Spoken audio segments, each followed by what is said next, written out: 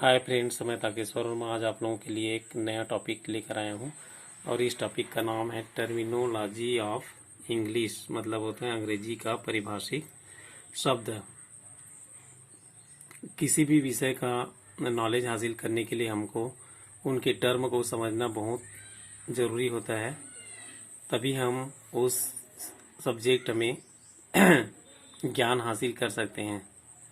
तो आइए आज हम शुरू करते हैं।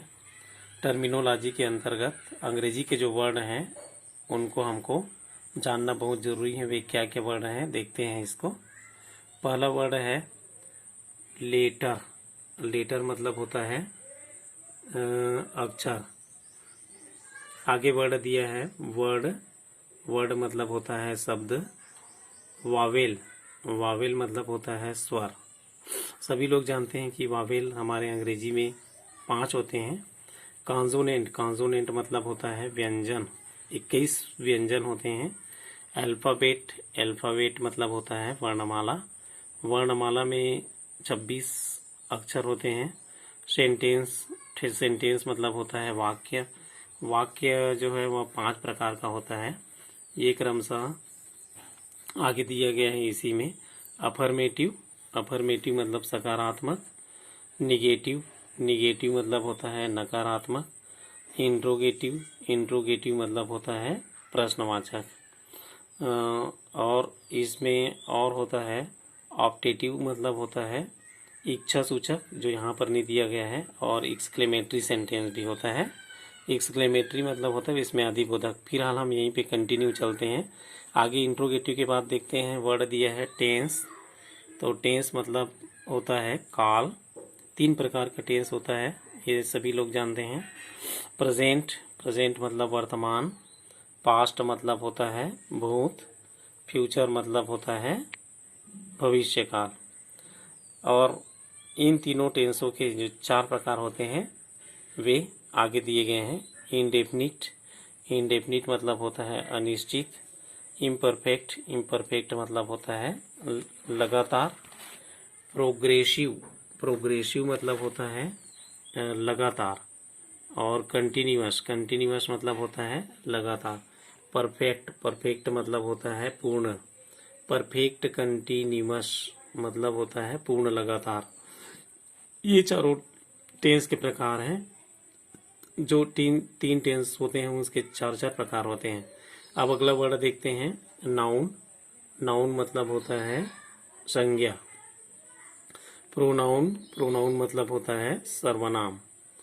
वर्ब। वर्ब मतलब होता है क्रिया। एडजेक्टिव।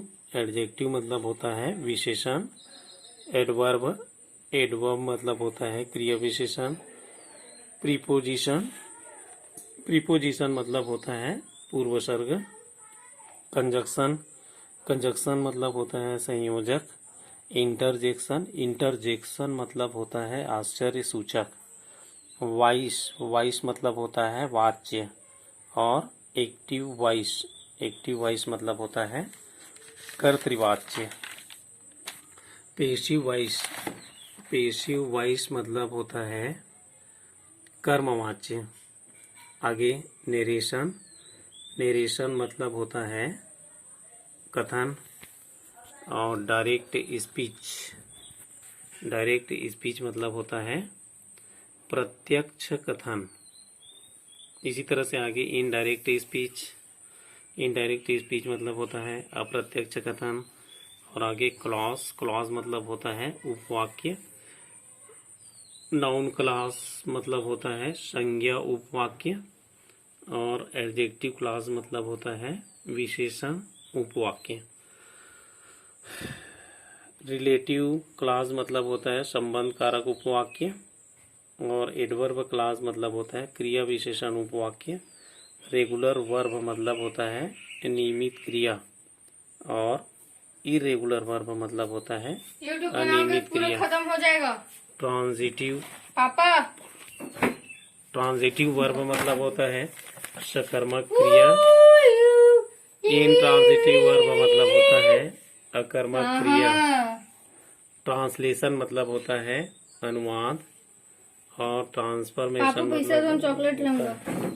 होता है ट्रांसफॉर्मेशन मतलब होता है बदलाव या परिवर्तन। लैंग्वेज मतलब होता है भाषा। ऐसे मतलब होता है निबंध। एप्लीकेशन मतलब होता है आवेदन। और लेटर मतलब होता है पत्र। ऑफिशियल लेटर मतलब होता है कार्यालयीन पत्र। और अनऑफिशियल लेटर मतलब होता है अकार्यालयीन पत्र। प्रेडिकेट मतलब होता है निबंध। प्रेडिकेट मतलब होता है विधेय। और केजेटिव वर्ब मतलब होता है प्रेरणार्थक क्रिया। प्रॉपर नाउन मतलब होता है व्यक्तिवाचक संज्ञा। कॉमन नाउन मतलब होता है जातिवाचक संज्ञा। मटेरियल नाउन मतलब होता है पदार्थवाचक संज्ञा। कलेक्टिव नाउन मतलब होता है समूहवाचक संज्ञा। अबस्ट्रैक्ट नाउन मतलब होता है भाववाचक संज्ञा। और आगे अब प्रोनाउन देखते हैं। पर्सनल प्रोनाउन मतलब होता है व्यक्तिवाचक सर्वनाम। और दिया है रिफ्लेक्सिव प्रोनाउन मतलब होता है निजवाचक सर्वनाम। और डिमॉन्स्ट्रेटिव मतलब होता है विभागवाचक। इसी तरह से आगे भी इनडेफिनाइट मतलब अनिश्चित। और डिस्ट्रीब्यूटिव मतलब होता है वितरणवाचक। रिलेटिव मतलब होता है संबंधवाचक। और सिंगुलर नंबर मतलब होता है एक वचन।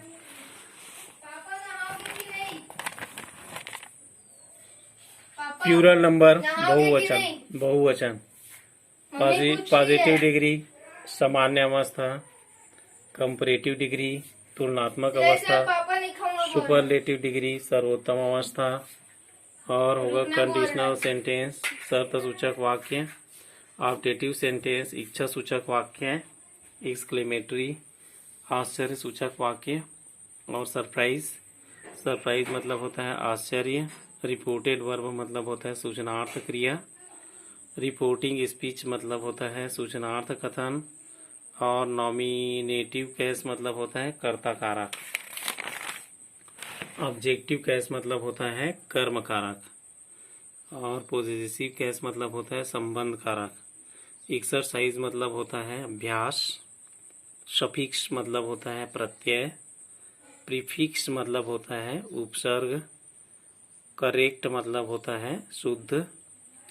इनकरेक्ट मतलब होता है अशुद्ध। और एग्रीमेंट मतलब होता है सहमति। क्वेश्चन मतलब प्रश्न। आंसर मतलब होता है उत्तर। टाइटल मतलब होता है शीर्षक। और आर्टिकल मतलब होता है उपपद। नेसेसिटी मतलब होता है आवश्यकता। और एबिलिटी मतलब होता है योग्यता। ओकेब्युलरी मतलब होता है शब्दकोश। एंटोनिम्स मतलब होता है विरुद्धार्थी। साइनोनिमस मतलब होता है समानार्थी। ऑब्जेक्टिव मतलब होता है वैकल्पिक। आइडियम्स मतलब होता है मुहावरे। और फ्रेसेस मतलब होता है वाक्यांश। प्रोवर्ब्स मतलब होता है लोकोक्ति। वर्ड फॉर्मेशन मतलब होता है शब्द निर्माण। पेजेज मतलब होता है गद्यांश। पेपर मतलब होता है कागज। और कॉम्पिटेटिव मतलब होता है प्रतियोगी परीक्षा। ऑफिसर मतलब होता है अधिकारी। एडमिशन मतलब होता है प्रवेश। मैनेजमेंट मतलब होता है प्रबंधन। मॉरल ड्यूटी मतलब होता है नैतिक कर्तव्य। डिटर्मिनेशन मतलब होता है संकल्प। और एडवाइस मतलब होता है सलाह। एक्सपेक्टेशन मतलब होता है अभिलाषा। पॉसिबिलिटी मतलब होता है संभावना। इम्पेशेंस मतलब होता है अधैर्य। पर्पस मतलब होता है उद्देश्य। प्रोहिबिशन मतलब होता है निषेध। प्रिंसिपल मतलब होता है मुख्य। सबऑर्डिनेट मतलब होता है आश्रित उपवाक्य। कोऑर्डिनेट मतलब होता है स्वतंत्र उपवाक्य। तो इस तरह से ये आवश्यक जो पद हैं उनको हमको सभी का मीनिंग पता रहना चाहिए, तभी हम सब्जेक्ट पर होल्ड अच्छे से कर सकते हैं। तो अगर ये वीडियो आपको अच्छी लगे तो लाइक, सब्सक्राइब और शेयर ज़रूर कीजिए। Thank you very much.